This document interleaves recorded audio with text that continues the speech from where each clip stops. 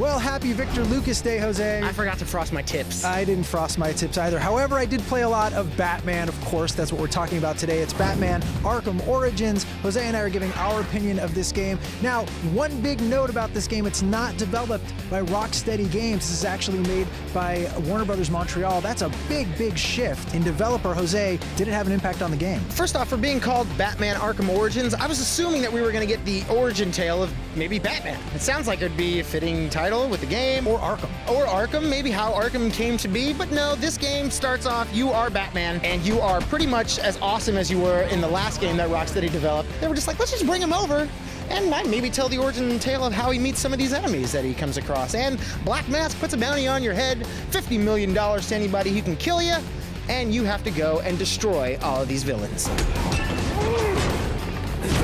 And of course, we're talking about the Joker, who does play a big role in this game, although it does take a long time to get to the Joker. Yeah. It's hours before you finally meet the Joker. And I think up until then, for me, the game is just a total drag. It was really slow. Finally, when the Joker shows up, and you have Troy Baker now taking over the role from Mark Hamill, those are enormous shoes to fill. But Troy Baker, who's having the best year ever, by the way, yeah. BioShock Infinite, Last of Us, now he's the Joker. He totally kills it. He does a great job. And nailed it. Nice of you to drop in.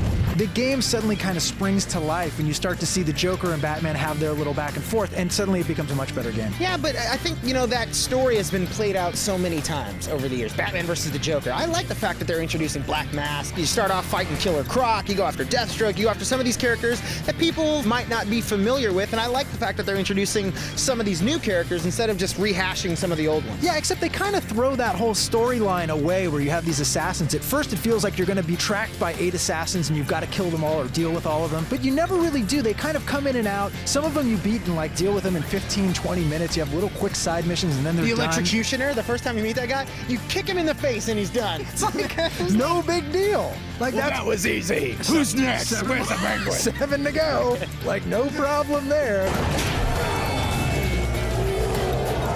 And I just sort of felt that storytelling was a little uneven. Like, they try to give you this assassin thing, and then they go, you know what?